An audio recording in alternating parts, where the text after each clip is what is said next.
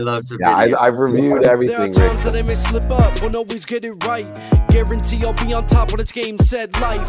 Get up and show up, don't ever lose your fight. You watching me from the couch, at least I say I tried. A long time ago, someone said this stuck with me. Passion without action will only remain a dream. Keep positive, motivated people on your team, cause other negativity can kill your self-esteem. Believing is powerful, but sadly so is doubt. So you can choose which way you wanna go, which route. The mind that controls the body can beat anybody, and gotta be all in, don't treat your dreams like a hobby. And if you practice on your day off, won't have an off day. Talent alone won't get you there, still got a long way. Gotta take big risks and big steps to strive. Wanna be the winner when it's game, set, live. Whoa. Whoa. Welcome to Game Set Life. I'm David Meltzer, and here with the incredible co-host Rick Macci for Game Set Life with Macci and Meltzer. Rick, thanks so much for joining me every single Tuesday, which is now both of our favorite day. No, I love it. I got to jump in here right away. I've gotten so many email and texts and people talking to me in person how much they love the show. There's so many gold nuggets and gems and diamonds, and they think you're amazing. So the message is getting out there, and when people come back and make an effort, you know we're breaking through a little bit. So it's the best feeling in the world. Yeah, well, the comments that I'm getting is, why the heck do you have so many high-level guests coming on when you and Rick could just talk the entire time? I said, we have to have a little bit of ambiance, a little bit of a difference, and I think part of the benefit is, you and I have such extraordinary relationships, and to have people just like today from all industries, all careers, Hall of Famers or future Hall of Famers for some of the younger people. But I'm just so excited every Tuesday to learn myself as it is. One of the things I wanted to start with is somebody asked me about leadership, and you're one of the world's greatest leaders, but you've coached some great leaders as well. And part of leadership is an intelligence, and that intelligence incorporates what I call intellect. To be a leader, you actually have to know what you're talking about, have a great knowledge base. Of course, intuition, which as I get to know you better and better, one of the superpowers of Rick Macci, as you'll see throughout all these shows, is he has an incredible intuition about if somebody has it or not. And then, of course, inspiration, which is, as a leader like you, bringing the best out of people. And that's how I incorporate intelligence. Now, there is a idea of being an intelligent follower is truly a leader. And there's three types of following that I found, Rick, when I'm teaching people in the business world, in the realm of entrepreneurship and media. And the first type is the most frustrating to me of a follower, and it's someone that's an interrupter. And no matter what I'm saying or teaching, they just want to tell me what they think. And then there's the second one, which is the majority of the people I coach and mentor, and it makes it difficult. They're what I call waiters. They're people who they're waiting for you to finish so they can tell you what they think. And then finally, there's an intelligent follower, someone that's learning and trying to incorporate what you're saying into their own system, their own personality. I wanted to ask you, you deal with a lot of egos. What do you do when you get the interrupter or the waiter? And I know you know when you get them, and sometimes it's frequent, but what do you do when you have that type of resistance? Well, I mainly get that from the parents. The kids don't do that a lot. Maybe the older players that are on the tour, but I like everybody to have an opinion. And if I feel I didn't get across, I listen to them. But if I feel I didn't get across exactly what I wanted to hear, we're just going to have that conversation again. I'll just kind of beat the drum till I feel it sinks in. So there's no use arguing with them. They're going to do what they're going to do because everybody's a creature of habit. They're dialed in the way they're dialed in. I'll just go back and knock on the door, like I've said in other shows, like a woodpecker, and I'll just keep pecking until I kind of get my point across. Because if they're not going to, absorb, or they're not going to really listen, and they keep interrupting and stuff like that, you just got to deal with it. And that's the art of coaching and teaching also. dealing with the whole cast of characters, because at the end of the day, you got to know that you got your point across. And getting that point across sometimes does take consistent repetition. And if you can't get it, as you always say, through the front door, you'll go through the side door or the window, Yeah. changing what you say in a different way. For you as well, what's your greatest challenge today with parents, and how has that changed since the King Richard days? Of the 80s or 90s. How have parents changed, and what's your biggest challenge today? Well, obviously it's educating them, because they they want what's best for their kid, and today's kids are a little different. And I don't mean, David, to throw a net over the whole world. Some are wired just very differently. There's more entitlement. They're not used to really working hard like back in the day, like us Buckeyes. They're not used to hard work, and people don't know what that's about. But the parents want what's best, but then they got to get on board to sing the same song as me, because you don't know what hard work is until you see a world-class athlete, and you've seen your fair share of those also. And there's so many levels to this thing. It's working the hardest but also working the smartest, and that's the biggest thing, just educating the parent that this is a journey, especially in what I deal with, because I deal with a lot of youth, and it's a journey, and it's a process, and you're building, and it's called junior development, not junior final destination. It's not where you start, it's where you finish. But everybody wants that right now. That's our society. They want it now. Click of a button, everything's going faster, kind of like me at times, but everybody wants it right away.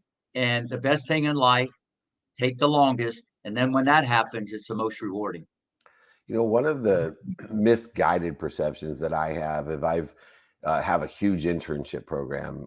Part of my model is not only to ask for help, but to help other people as well. So I have, a logo that looks one hand reaching up, asking people who are sitting in a situation I want to be in for help, and one hand down, pulling up others to where I am today. And one of the mistaken thoughts that I had is I have an internship program. I have 30 internships every summer, and 15 of those internships are from relationships. So, I might know the president of a company and he wants his son or daughter to come intern for the summer. And then 15 of the internships are earned. They apply, they get interviewed. It's not just on the relationship capital that I have to, help friends who have helped me. And I was worried about it because I thought for sure that the kids who earned through merit would be much less entitled than the kids that were referred by their parents and, kind of fall into that realm. And it was really interesting to me because the numbers held true regardless of where they came from. I had some of the wealthiest kids in the world, Ivy League kids who, probably don't need for their grandchildren already, and they had that Buckeye attitude. They were incredibly empowered. And then I had kids, that came from nothing, that I thought would be scrappers, and they were the most entitled kids in the summer. And it didn't matter the socioeconomic background. It didn't matter the parental relationships.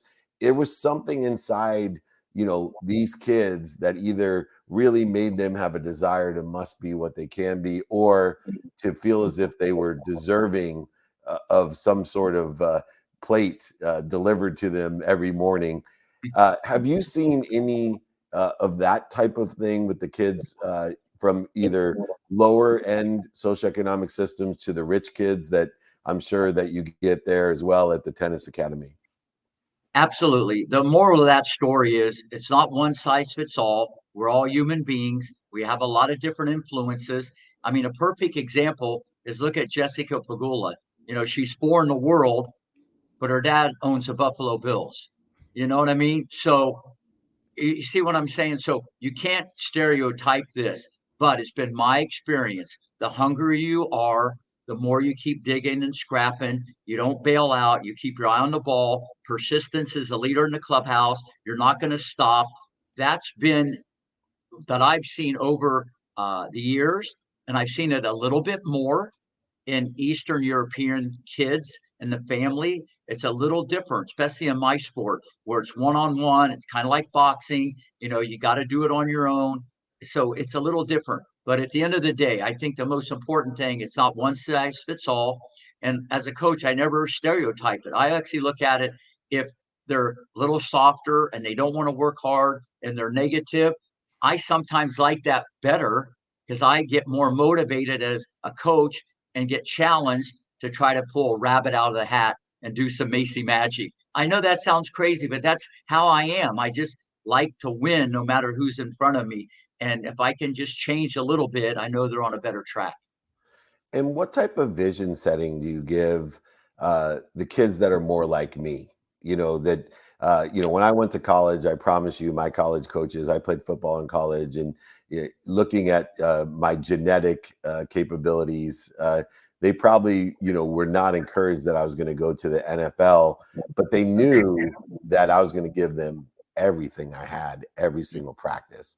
And they took a different approach to really developing the strength that I did have, not to play football, but for life. And I credit my football coaches for the entrepreneurial success and business success and life success that I've had. And they just didn't ignore me because they knew I wasn't going to be the best player on the team. Do you have any type of approach to the kids that you get that they're not going to be top in the world? They may not even make the tour, but yet they come and they give it your all every time they're with you, Rick, and you just know they're going to be successful in life. Do you have an approach for those kids to manage their expectations so that they do fulfill their potential? Absolutely. First off, tremendous question. I love your football coach. I've never met the guy because, look, he saw how you were wired. He saw your strengths and weaknesses. Okay. So to me, that's a true coach. Because listen, not everybody's going to the NFL, or you're not going to play pro tennis, but you can go to college free. That's huge these days, Division 1, 2, or 3. I just want people to be the best they can be. Just keep getting better. Everybody has a different timetable. You know what I'm saying? I mean, I would have never thought in the beginning Serena was going to be better than Venus till she got about 13. She was a little prankster, messing around, not locked in. And then as she got older, she locked everybody up. So at the end of the day, I don't look at it like that. I want the people just to be the best they can be. It starts with attitude. You run for every ball, no excuses. And what I do is there's so many life lessons. It's kind of like an entree of technical and biomechanic and strategic and footwork, but it's more about, the game of life that's wired into my coaching, and it always has been. And this is what comes back to me, which has been the most rewarding. It's not the Williamses or Roddick or Capriati. It's the people that have just got a different work ethic and they've looked at the world through a different lens. And I wasn't trying to do it. That's the best feeling in the world. And I think the passion that I put into others has been my real calling. Absolutely. And do you have a Rudy story of, someone that may not have made it very far, but today in life, is someone that, you're proud of from what they learned on the court that they're utilizing off the court? I got hundreds of Rudies, but I don't want to say any names because some people are going to text me later. Why didn't you mention my name? Why didn't you mention my name? I get that all the time. But no, Dave, there's so many of them. Okay. And as a result, their kids train with me now. I train them and their kids train with me now, because they want their kids to be around that environment. They know they're not going to play on the pro tour, but they can get a nice college scholarship. But just the words of wisdom that they're going to get through the teaching, to me, has been the most rewarding thing. Yeah, and talk about rewarding. We have another Hall of Famer coming on.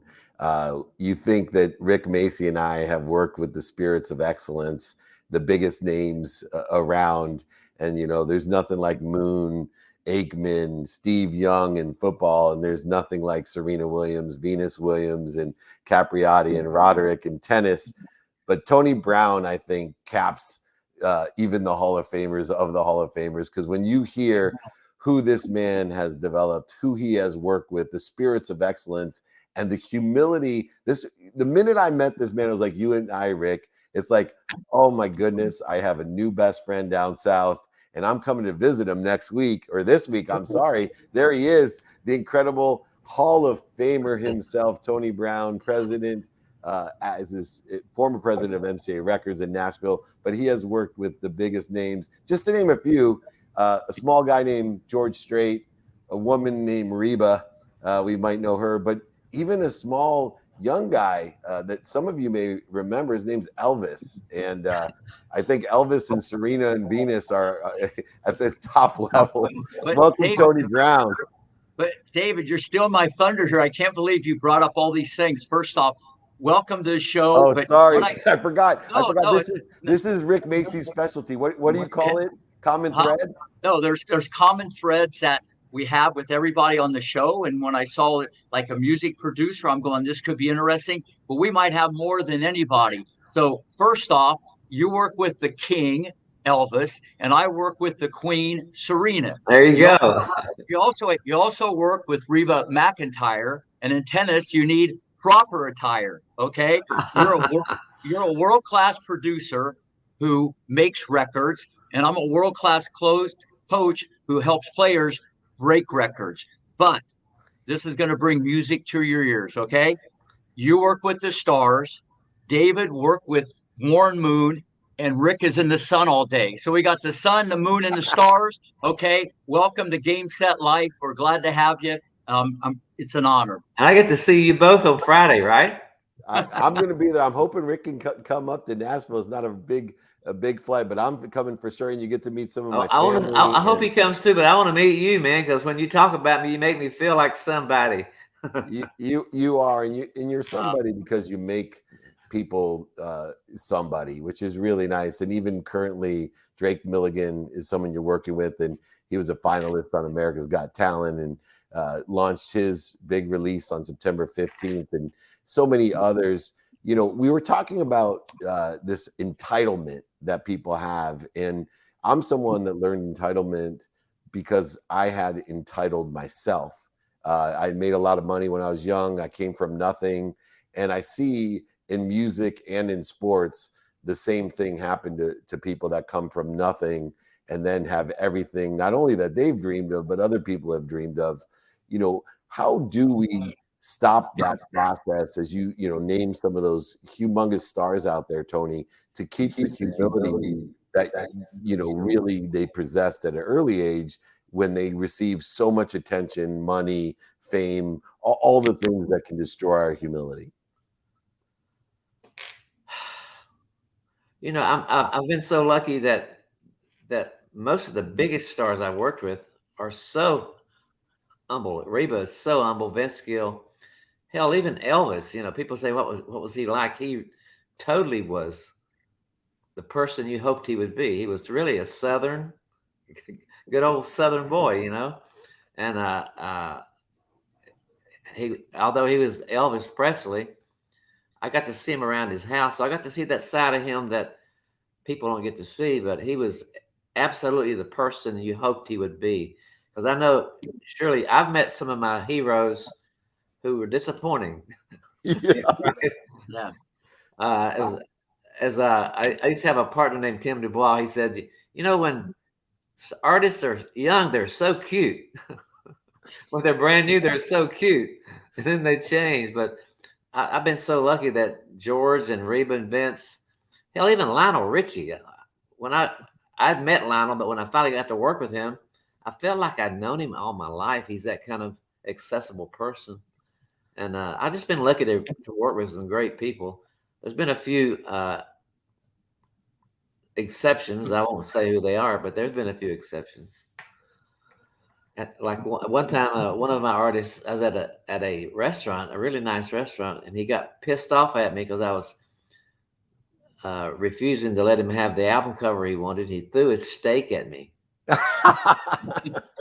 And I said, why did you do that? He said, man, people expect me to treat you that way. You're the record guy. I went, that's not a good answer. No. He said, I'm the artist. They expect me to do that. I said, no, they don't. Yeah. That's not cool. Yeah. But it's funny you say that, Tony, because one of the things with young athletes that we actually articulated to them is the exact opposite.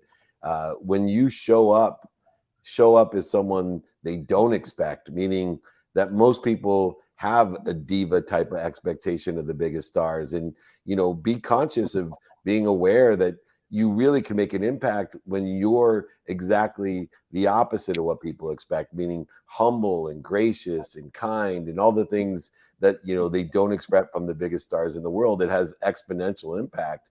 So I think it's interesting that people have that moniker of, hey, we expect you to be a big shot, but it gives you more of an opportunity to be humble. But I've learned how to deal in like those situations where a person's a diva. It doesn't upset me. It kind of like, it reminds me of a Saturday Night Live skit or something. Like, nobody would believe this, and I just deal with it. And not that I like it, but I sure prefer humility any day of the week.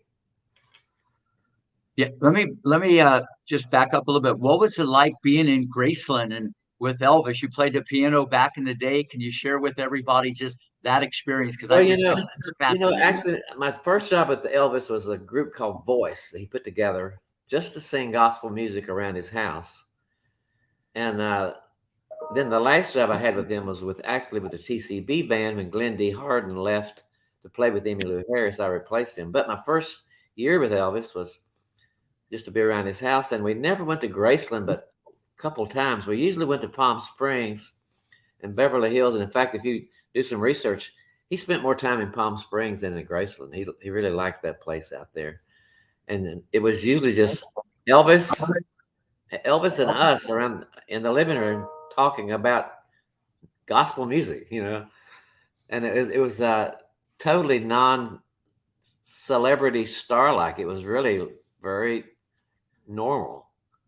A couple of times I went to Graceland, and we went there one time, and I got to experience one of those at 3 a.m. Let's go to a theater and see a movie. We all pile in the cars and go down to this theater. And there's everybody, they're popping popcorn. They're all dressed in their little outfits.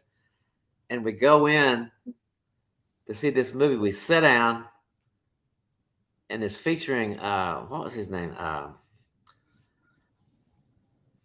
can't think of the name of the star, but it was a star that had just taken Sheila Ryan, was one of Elvis's girlfriends there for a brief moment, for like 15 minutes.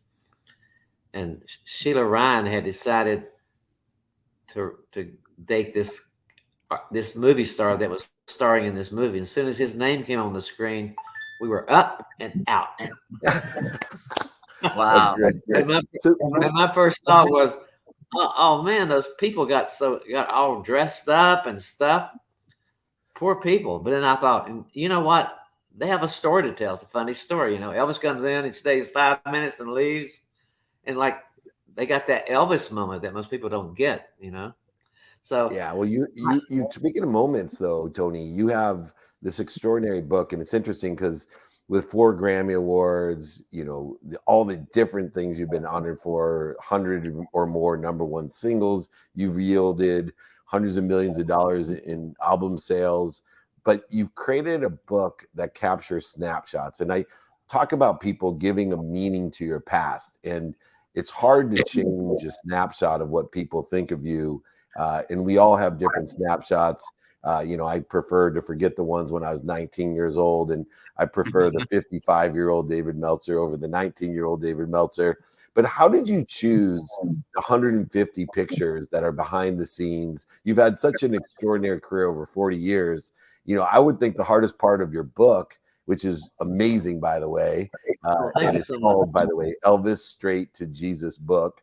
And but how'd you choose the pictures? Because it must have been insane trying to do so. Well, before I answer that question, I'm just so excited I get to meet you in person. It's so cool you're coming to my house. So cool you're coming to my house, man. I love it. I had flown to New York to talk about doing an autobiography, and everybody said, man, your story is so interesting, but nobody really knows who you are because you're not a celebrity, and it wouldn't sell any books. It would take you 6 or 7 years to write an autobiography. So I came back to Nashville and I told my manager, Melissa Core, I I said, if I do a book, I'd do a coffee table book because I could tell my story with pictures easier than text. So I picked people, like 40 people at intersections of my life where when I met them, things changed. Something happened, like because of them, this happened. And so I went through my whole life that way. And I pretty much involved every artist I worked with that were my biggest artists, like, Steve Earle and Lyle Lovett and Strait and Reba and such. There's a lot of artists that are not in there that I produced, but the artists that are in there are things that made a difference. Like when I signed Steve Earle, Jimmy Bowen thought I was crazy, and that record took 10 years to go gold. But to this day, I think that record really defines me as a producer. Rolling Stone recently had the best 100 records of the 80s, which included Thriller and Peter Gabriel and Born in the USA. And that album, Guitar Town, was in that group of records, which makes me realize that sometimes the records that make the biggest impact don't sell the most, I mean, I did my first Strait record sold 6 million. My first Winona record sold 6. And I had Vince Gill that sold 5. But Guitar Town was a statement for me as a producer because I wasn't trying to be edgy. I just thought he was the next Waylon, and the press said he was the next Mellencamp. So that book sort of tells you the story of you just roll with the flow, And and I even have the doctor in there, the brain surgeon who, when I had my fall in 2003 in Los Angeles and almost died from a traumatic brain injury, he's the one that heard about it, hopped on a plane and flew to LA and saved my life. He's in there. So I included people that important things happened. And it just tells a story. And so I took a current picture of everybody in this chair at my house so they can see how they look. For instance, like William Lee Golden from the Oak Ridge Boys. When I played with the Oak Ridge Boys and they were gospel, he looked like Warren Beatty. And now he looks like Leon Russell or Rick Rubin. So I wanted them to see then and now. I try to look the same. I'm vain, so I take care of myself. So I try to keep myself looking kind of the same. But there's people in there who really changed during the writing of this book. But listen, you've had like an amazing career. What would you say would be the most pivotal thing ever in your career? Besides Game Set Life today, I know that's a game changer for you, but what would be the most pivotal point in your career? Because it's truly amazing when you read everything. It would have to be playing with Elvis, and for 4 or 5 years there, I used to get really not mad, but I get frustrated because somebody would say, I'm going to ask you an Elvis question. I said, well, go ahead, because that seems to define my career. But as I look back on it, because of that job, I met so many people. Yeah. And it sort of, as a musician, it raised my status. People thought I was better than I actually was. Playing with Elvis is not as complicated as playing with Michael Jackson or Celine Dion. You just did a lot of banging, and you have like a 15 piece horn section, 20 backup singers, 10-piece band. And most of the songs are 3 or 4 chords. And all you got to do is just hang with Elvis.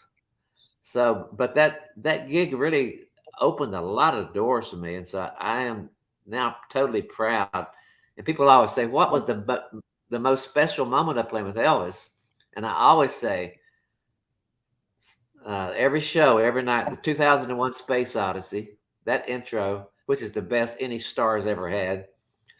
We do that, he walks on stage, and then the flash bulbs are crazy. And then Ronnie Tutt goes into that jungle beat. We do CC Rider. And it's like you're strapped in a race car. And then the second song, he does that, and you do Teddy Bear. And then you hang over the rest of the show. And then the only other intro I had was the last song, I Can't Help Falling in Love. So as long as I could do the intro to Teddy Bear and I Can't Help Falling in Love, I had to strap myself in and ride with Ronnie Tutt on the drums. I mean, Ronnie Tutt was a monster drummer that played with Elvis. And, he was the engine behind Elvis's music. And the last 2 shows, it's interesting. The last 2 shows that Elvis ever played, Indianapolis, Indiana, and Cincinnati, Ohio. Ronnie Tutt had a death in the family, so the last two shows, the drummer was Larry London, who played with me in the Cherry Bombs. He weighed about 400 pounds, and he's the only person that could have stood in for Ronnie Tutt, because the drummer, that's the engine for Elvis's music right there, you know. And so somebody sent me a picture, and from June the 26th in Indianapolis, and I saw Larry London's head, and I was going, that really is from that night, because that's Larry London on the drums. But playing with Elvis was just to be worthy of playing in that band. I mean, James Burton, the guitar player, is in the Hall of Fame, Rock and Roll Hall of Fame, by himself for playing with Ricky Nelson. Ronnie Tutt played on Billy Joel, so many records. Jerry Sheff, the band was so awesome. Playing with Elvis definitely was cool, but playing in that band, it gave me a sense of like, I'm good enough to play in this band. I'm okay. And then after Yeah. I left that band, because Glenn D. Hardin left to go with Emmylou Harris, he quit Elvis for Emmylou. When Elvis passed away, I come home like, now what do I do? I get a phone call. Glenn D has quit Emmylou and gone with John Denver. So I go there. And that's where I meet Rodney Crowell and Roseanne Cash and Vince Gill. It's all like a sliding doors, you know, and everything led to another. And then when I finally decided to quit playing as a musician, I told David Briggs, who was the other keyboard player with Elvis, who's in my book, by the way, David Briggs. I said, I want to get a real job. And he got me a job with RCA Records as an A&R person. I started there, moved to LA to be a pop A&R guy. Did not work. Moved back to Nashville, stayed there a year, signed Alabama. Had no idea how big they would be. But because of that, Jimmy Bowen, who was taking over MCA, stole me away from RCA because I had signed Alabama and thought, I'll steal their A&R guy. And he said, I'll train you to be a producer.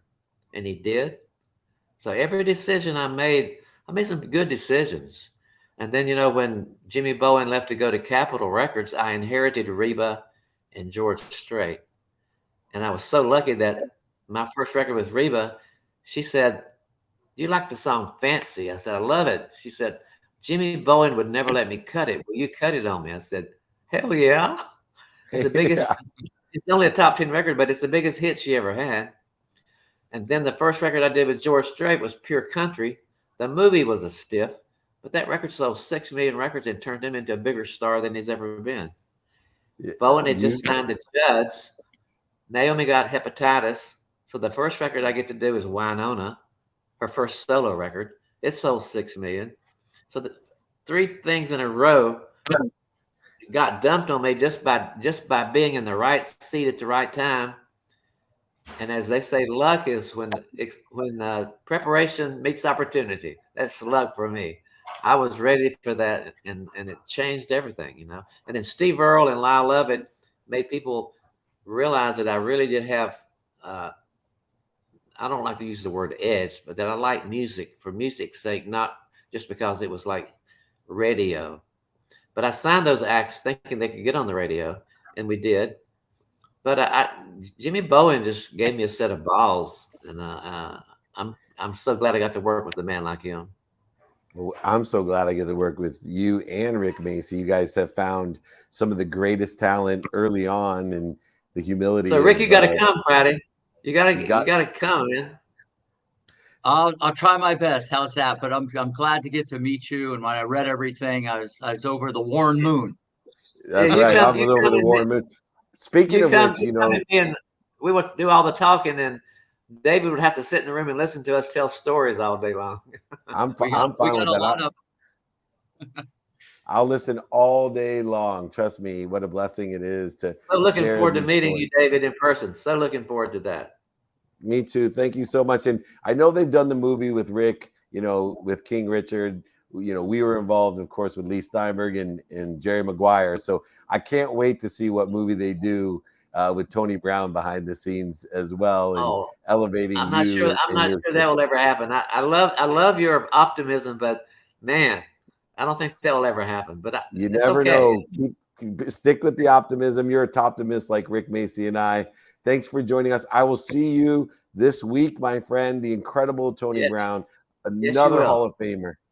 Thank you for Yes, you playing will. at Game Set Live. Thanks, Tony. Oh, wow. Nick just cut him off David, quickly.